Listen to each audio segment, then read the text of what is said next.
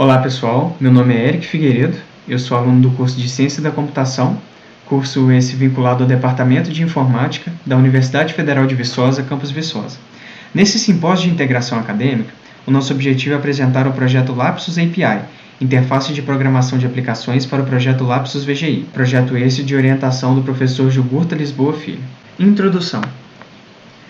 É importante ressaltar que o trabalho é uma continuação de um projeto de mestrado de um dos alunos do departamento e foi inclusive a minha primeira iniciação científica. No mundo atual, existem diversos sistemas de gerenciamento de informação de desastre, porém grande parte deles apresentam problemas de interoperabilidade. Isso significa que os dados disponíveis em um desses sistemas dificilmente conseguem ser transportados para outro. Sendo assim, a primeira etapa desse projeto, nomeada como Lapsus VGI, buscava o desenvolvimento de um software protótipo, de um sistema de gerenciamento de informações de desastre, que pudesse favorecer a interoperabilidade por meio da adoção de normas e padrões internacionais. Os tipos de desastres escolhidos para trabalhar foram os desastres relacionados a deslizamento de terra e rompimento de barragem. Desastres esses que ainda permanecem na memória recente do brasileiro devido aos desastres ocorridos em Brumadinho, Petrópolis e em outras regiões do território nacional. De acordo com dados do IBGE de 2019, cerca de 5,7% do território nacional possui uma vulnerabilidade muito alta a deslizamento de terra, enquanto 10,4% possui uma alta vulnerabilidade, sendo grande parte desses territórios localizados nas regiões sul e sudeste do país, que são densamente povoadas. Além disso, tanto a versão anterior do protótipo quanto a atual são apoiadas em informação geográfica voluntária, onde o próprio usuário alimenta o sistema. Agora vamos tratar dos objetivos. Bom, como dito, o objetivo desse projeto é o desenvolvimento de um novo protótipo, mantendo o foco em deslizamento de terra e rompimento de barragem, além de adoção de padrões de desenvolvimento e reestruturação de tecnologias e funcionalidades.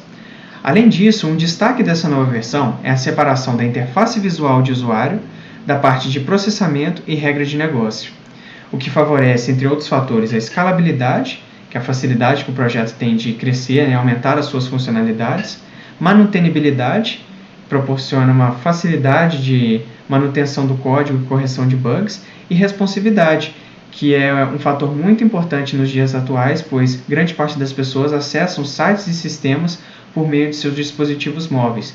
Por isso é importante que esse tipo de sistema consiga ser capaz de se adequar a pequenas telas. Agora vamos tratar quais os materiais e métodos que utilizamos para alcançar os nossos objetivos. Bom, o pontapé inicial foi o estudo da versão anterior do protótipo para verificar o que seria essencial manter nessa nova versão. Disso, tiramos que os padrões escolhidos foram estabelecidos pela International Organization for Standardization, ou ISO, seriam essenciais. Esses padrões tratam, entre outros fatores, de como deve ser a estrutura de mensagens de emergência, como deve ser a interface de sistemas que tratam de gerenciamento de informações de desastre e coisas do tipo. Também optamos pela utilização da linguagem de programação JavaScript tanto no lado cliente quanto no lado servidor. No lado servidor, por meio do uso do ambiente de execução JavaScript Node.js, que devido à sua arquitetura não bloqueante, permite receber numerosas requisições de usuário.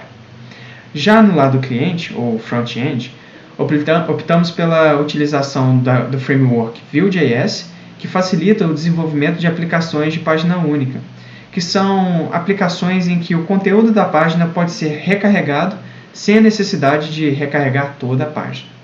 Essa nova versão teve seu banco de dados migrado para o sistema de gerenciamento de banco de dados PostgreSQL, que oferece um grande suporte a tipos de dados geográficos que vão em acordo com o Open Geospatial Consortium, que é um dos fatores que colabora muito para a questão de interoperabilidade. Além disso, tivemos apoio de outras bibliotecas e serviços. Agora, o que é uma API? Essa sigla está inclusive presente no nome da nova versão do protótipo. Bom, nessa versão optamos pela arquitetura Representational State Transfer, ou REST, que é um padrão de arquitetura utilizado por muitas APIs. API significa, em português, Interface de Programação de Aplicações. No caso do nosso protótipo, é o próprio back-end. O que acontece nesse caso é que o back-end não guarda nenhum tipo de estado do usuário, não guarda nenhum tipo de sessão, ou seja, ele é stateless, né, sem estado.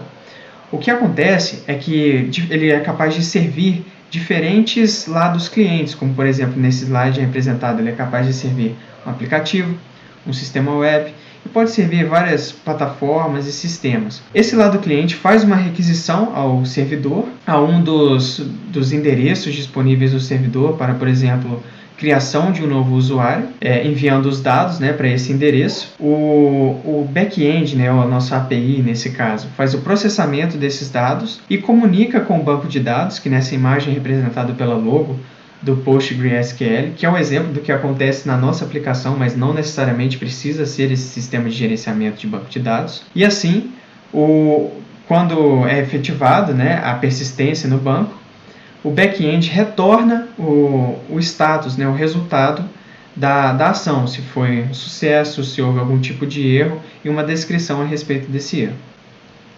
Medidas de segurança. A Lapsus API também possui algumas novas medidas de segurança.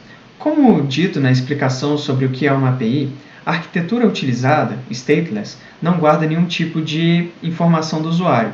Então, como garantimos que o usuário que está fazendo uma requisição vai poder ter acesso aos dados por meio do uso de JSON Web Tokens, ou JWTs, que são enviados pelo servidor após uma ação de login válida.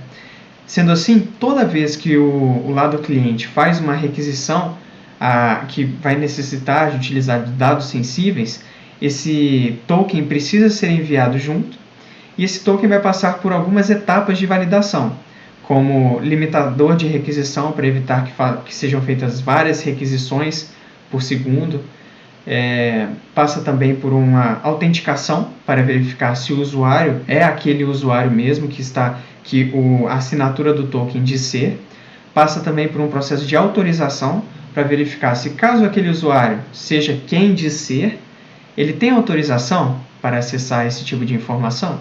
E além disso, caso esteja realizando algum tipo de persistência de informações no banco, é realizada também uma validação dos dados antes do processo de persistência.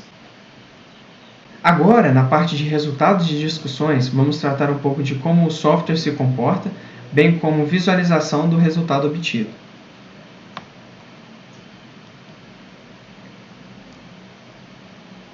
Partindo agora para a demonstração do software produzido, nosso sistema suporta 5 níveis de usuário, sendo eles anônimo, registrado, moderador, técnico e administrador. Vamos aqui visualizar a tela de um usuário anônimo. Nós temos aqui, no momento em que a tela é carregada, nós recuperamos a posição do usuário, assim facilita o processo de informações de desastre na localização desse usuário. Podemos marcar uma região onde esse desastre está acontecendo e fazer o preenchimento das informações correspondentes.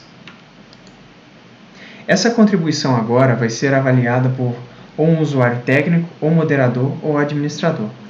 Esse é o painel de controle de um usuário administrador, contendo informações a respeito de dados cadastrados, relações de contribuições, usuários, tipos de usuários, além de ter a possibilidade de modificar informações sobre usuários, por exemplo, ativar ou reativar esse usuário na plataforma, verificar informações sobre instituições, bem como realizar cadastro, além de visualizar mensagens de usuários de níveis mais baixos enviadas, juntamente com as informações de mapa, como por exemplo, visualizando as contribuições, temos a capacidade de visualizar as contribuições já aprovadas, que podem ser disponibilizadas para visualização geral, e clicando temos informações sobre essa situação de desastre.